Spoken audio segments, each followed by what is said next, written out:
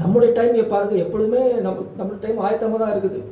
இப்போ செஞ்சுட்டா பரவாயில்லையே, ஒருவேளை நாளைக்கு செஞ்சுட்டா பரவாயில்லையே நம்ம நினைக்கிறோம். ஆனால் வேதம் என்ன சொல்லுகிறது? அவர் சகலத்தையும் உங்கள் வாழ்க்கையிலே அதிரதன் காலத்திலே என்ன செய்வாரா? நேர்த்தியாய் செய்கிறவர்.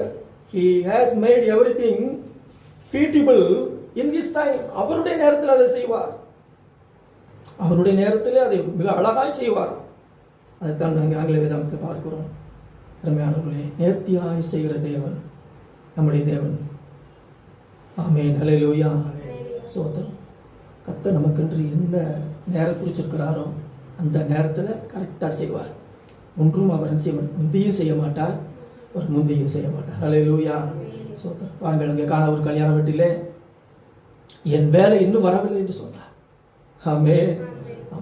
இங்கே கல்யாண வீட்டார் எல்லாம் பாருங்கள், திராட்சரசம் இல்லாமல் அங்கே ஒரே ஏகமாய் தவித்துக் கொண்டிருக்கிற பொழுதெல்லாம் மரியாள் சொன்ன ஒரு வார்த்தை, அவர் உங்களுக்கு என்ன சொல்லுகிறார் அதன்படி செய்யுங்கள் என்று சொன்னார்.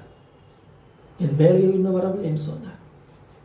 அடுத்து கொஞ்ச நேரத்தில் ஆண்டவர் சொல்கிறார், எல்லாம் கற்சாடிகள் எல்லாம் என்ன செய்யுங்கள், நிரப்புங்கள் என்று சொன்னார். ஆமென், ஸ்தோத்திரம். அதை முண்டு பந்தி விசாரிப்பான் கொண்டு போய் கொடுங்கள் என்று சொல்கிறார்.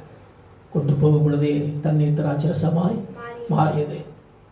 எனக்கு அன்பானவர்களே, அந்த வேலையில் எதையும் சிறப்பாய் செய்வார், நேர்த்தியாய் செய்வார், இருக்கிறத பெஸ்ட்டாக செய்வார். ஆமென், ஸ்தோத்திரம். இதுவரைக்கும் பாருங்க ருசி பார்த்திராத திராட்சரசம் ஆண்டவர் அங்கே கொடுத்தாருன்னு சொல்லி பார்க்கிறோம். நம்முடைய வாழ்க்கையும் அப்படித்தான் அவர் மாற்றப் போகிறார். விசுவாசிக்கிறீங்களா? ஆமென், ஹல்லேலூயா.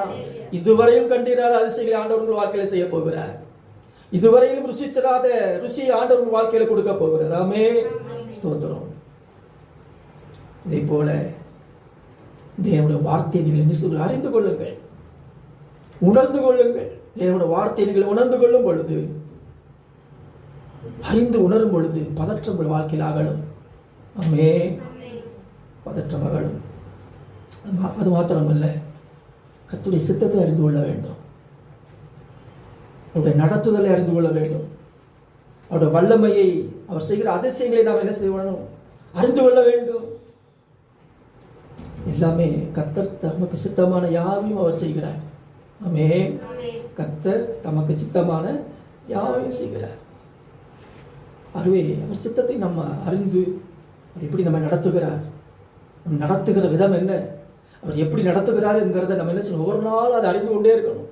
ஆண்டு நடத்துதலை என்ன செய்யணும், அதை அறிந்து பார்க்கணும்.